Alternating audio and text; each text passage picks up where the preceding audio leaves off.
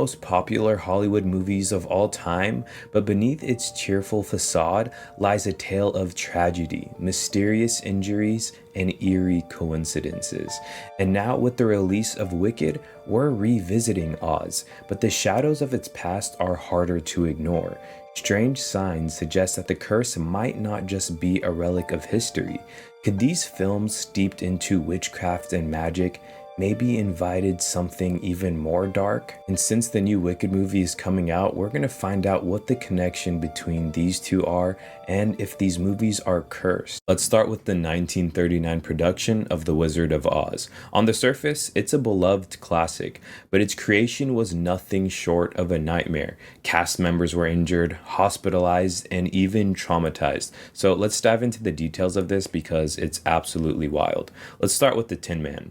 Buddy Ebsen was the original Tin Man, but he almost didn't survive the role. The makeup team used aluminum powder to create the metallic look, but what they didn't know was inhaling the powder could be lethal. Within days of filming, Ebsen began struggling to breathe. He suffered severe cramping, shortness of breath, and intense chest pain. Doctors diagnosed him with aluminum poisoning. He was rushed to the hospital and placed on an oxygen machine. The studio didn't wait for Epson to recover. They replaced him with a new guy, Jack Haley, leaving Epson bitter and physically weakened for years. So Jack Haley, Epson's replacement, wasn't immune to the curse. Though the studio switched from aluminum powder to a paste, it wasn't entirely safe. Haley developed a painful eye infection from the makeup, forcing delays while he recovered. Although Haley completed the film, he often described the discomfort and dangers of wearing the Tin Man's costume and makeup. The next character, Margaret Hamilton, the Wicked Witch of the West. Margaret Hamilton's experience as the Wicked Witch was nothing short of terrifying. During the scene where her character vanishes in a fiery puff of smoke, the timing of the pyrotechnics went horribly wrong. The trapdoor didn't open in time and Hamilton was engulfed in flames. She suffered second-degree burns on her face and third-degree burns on her right hand. The green paint used for her makeup seeped into her wounds, worsening the pain.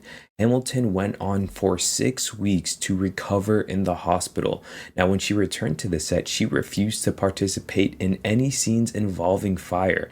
Her stunt double, Betty Danko, wasn't so lucky either. She was seriously injured when a smoking broomstick exploded, leaving her with severe leg wounds. So it looks like this energy of playing a witch, whether it was the actual actor or the stunt, I mean, they both got injured. What are the coincidences of this? Next, we're going to talk about Judy Garland, and she played Dorothy in the movie. So, Judy Garland was just 16 at the time. She faced horrific treatment. Studio executives put her on an extreme diet to maintain her slim appearance. They limited her meals to black coffee, chicken soup, and up to 80 cigarettes a day. And to keep her up during the grueling 16-hour shoots, they gave her stimulants, and at night they forced her to take sleeping pills so she could rest before the next days of work. This mistreatment took a toll on her health, obviously, leading her to a lifetime addiction. Tragically, she died at the age of 47, and she was a victim of the system that made her a star. We're talking about multiple different serious injuries, and the person that played a witch, even the backup stunt person, got injured. All I'm saying is, one of the biggest movies of all time, dabbling into witchcraft, reaching hundreds of millions of people.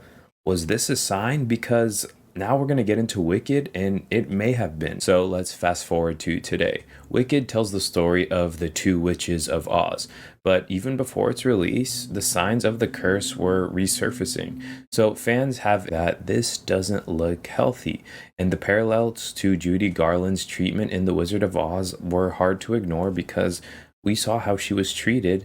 And a lot of people are wondering, is this another case of Hollywood's obsession with perfection?